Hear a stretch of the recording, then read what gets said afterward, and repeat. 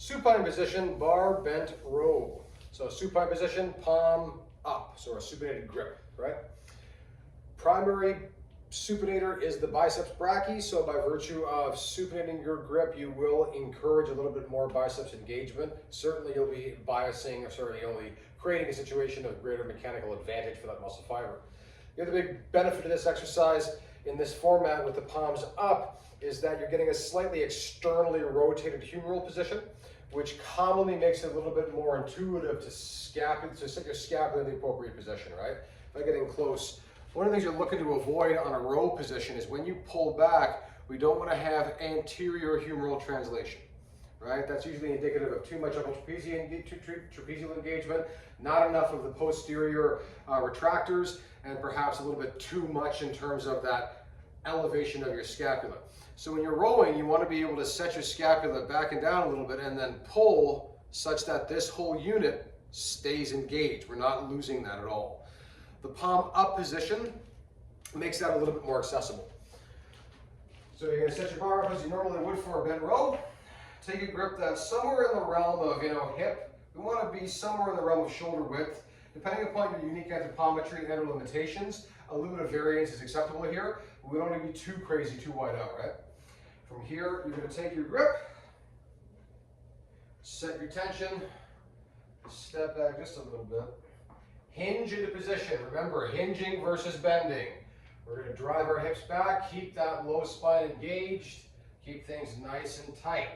If you can get parallel, great. If you cannot get parallel without compromising your spinal angle, staying slightly up is the better choice. Make sure your knees are straightened enough that you're not going to smack them with the bar, but we're not locked out to the point where we're losing that spinal engagement. On the exhale, scapula drives back and down, and then pull into your central line just below your ribs. Inhale, coming back down. Exhale, pull. Inhale. Exhale, just like so. Inhale as you come back down. When you're thinking about taking your hinge position, the degree to which you get down is not as important as some people would suggest. So depending upon where you want the work in your lats, right?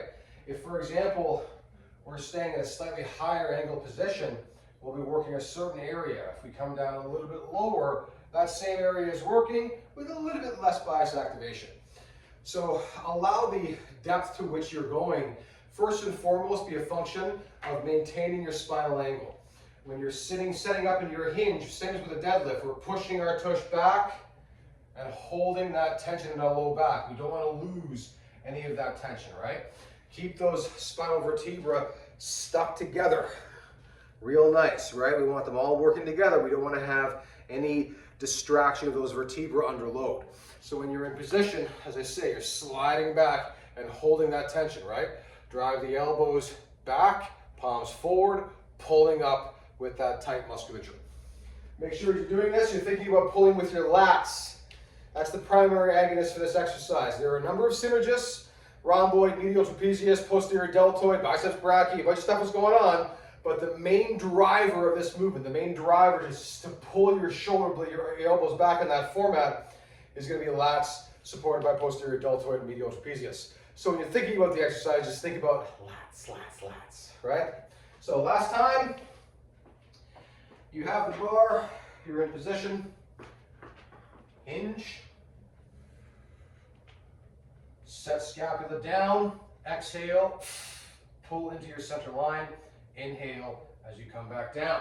If you cannot get the bar all the way up to contact your core, and you want to feel that, throw a bar pad onto the bar, one of these bad boys. Stick that onto the bar, and you'll increase the circumference of the bar and give you a better chance of getting that connection. I like to get that connection where I can. At the end of the rep, I tend to pull into my torso a little bit to get greater engagement of the muscle fibers. As always, exhaling, coming up, inhaling down with control. Put your brain right into the muscle that's working. That's your supine position, bar bent row.